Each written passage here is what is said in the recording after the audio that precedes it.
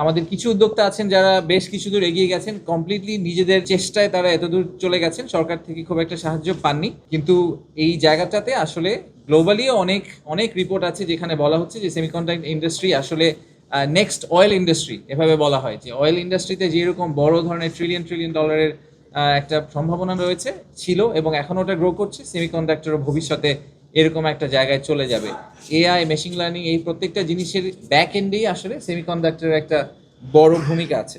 তো আমাদের national FDI এর জন্য যে আমরা হিটম্যাপ করেছিলাম বিডা থেকে, সেখানেও কিন্তু সেমিকন্ডাক্টরকে আমরা একটা ফোকাস ইন্ডাস্ট্রি হিসেবে রেখেছিলাম, যে সেক্টরে আমরা মনে করছি যে বাংলাদেশের সম্ভাবনা রয়েছে। এবং তার একটা মূল কারণ হচ্ছে যে আমাদের যেই ইয়াং ওয়ার্কফোর্স আছে, যারা অনেকেই আসলে এখন গ্লোবালি কানেক্টেড, তারা অনলাইনেই অনেক কিছু শিখে ফেলেন এবং তাদের ইচ্ছাটাও আছে, আমাদের তরুণদের ইচ্ছাটাও আছে। ইঞ্জিনিয়ারিং ইউনিভার্সিটি থেকে যারা বের হয়ে আসছেন তারা গ্লোবালি খুব ভালো ভালো জায়গায় প্লেসড হচ্ছেন।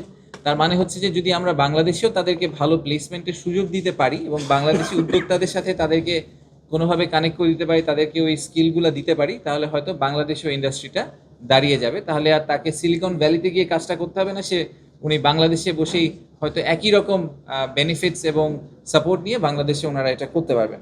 একদম যদি টাস্কফোর্সের যে অবজেক্টিভ যেটা ছিল, সেখানে আমরা কয়েকটা জিনিস করার চেষ্টা করছি। প্রথমত আমরা একটা গ্যাপ অ্যাসেসমেন্ট করার চেষ্টা করছি, যে যেটা আমাদের দরকার আর আমরা এখন কি ডেলিভারি করছি সেটার মধ্যে গ্যাপটা কতটুকু আছে। দ্বিতীয়ত হচ্ছে যে গ্যাপটাকে কমিয়ে নিয়ে আসার জন্য কি ধরনের পলিসি সাপোর্ট বা ইন্টারভেনশন সরকার থেকে দেওয়া দরকার, সরকারের আসলে রোলটা কি হবে এই পুরো প্রসেসে, সেটাকে আমরা দাঁড় করানোর চেষ্টা করেছি। এবং তারপরে আমরা একটা রোড ম্যাপ দেওয়ার চেষ্টা করেছি কমিটি থেকে, যে ন্যাশনালি একটা যদি রোড ম্যাপ আমরা সেট করতে পারি এবং কিছু অ্যাকশন আইটেম আইডেন্টিফাই করতে পারি, যে শর্ট টার্মে আমরা কি করব, মিডিয়াম টার্মে আমরা কি করব, লং টার্মে আমরা কি করব একসাথে মিলে। এবং এটা তো একটা ইকোসিস্টেমের মতো, যেখানে একাডেমিয়া, সরকার এবং ইন্ডাস্ট্রি সবাইকে মিলে এবং আমাদের নন রেসিডেন্ট বাংলাদেশের সাহায্য নিয়েই আমাদের কাজটা করতে হবে। এটা সরকার একা চেষ্টা করলেও পারবে না, আবার কোনো একটা পার্টি একা চেষ্টা করলে আসলে বেশি দূর যেতে পারবে না। যারা সেমিকন্ডাক্টর ইন্ডাস্ট্রি নিয়ে একটু পড়ালেখা করেছেন তারা জানেন যে সেমিকন্ডাক্টরের যেই পুরো প্রসেসটা, এটাকে 3 ভাগে ভাগ করা যায়। প্রথম ভাগটা হচ্ছে ডিজাইন, দ্বিতীয়টা হচ্ছে ফ্যাব্রিকেশন বা একদম কোর ম্যানুফ্যাকচারিং যেটাকে বলে, আর তৃতীয় অংশটা হচ্ছে টেস্টিং অ্যান্ড অ্যাসেম্বলি। তো আমাদের ইন্ডাস্ট্রিটা এই মুহূর্তে বাংলাদেশে আসলে মোস্টলি ডিজাইন সাইড নিয়ে কাজ করে।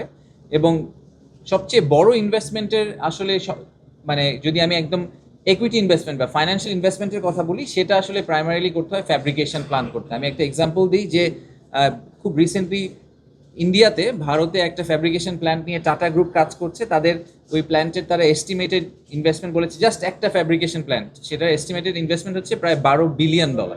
সো এটা is a huge investment exercise. তো সেটা হয়তো আমাদের দেশের পক্ষে ইমিডিয়েটলি করা সম্ভব হবে না, কিন্তু ডিজাইনের সাথে সাথে আমরা ইজিলি আবার শেষ অংশ যেটা testing and assembly, packaging, testing, assembly, এই পার্টটাতে আমরা ডেফিনেটলি একটা রোল প্লে করতে পারি বলে আমরা মনে করছি। সো মোটা দাগে আমরা আসলে এই শর্ট টার্ম এবং মিডিয়াম টার্মে বাংলাদেশকে দেখছি যে ডিজাইন থেকে আমরা গ্র্যাজুয়েট করে ডিজাইনে আরও এক্সপ্যান্ড করব, একই সাথে আমরা প্যাকেজিং এবং অ্যাসেম্বলির সাইডেও চলে যাব।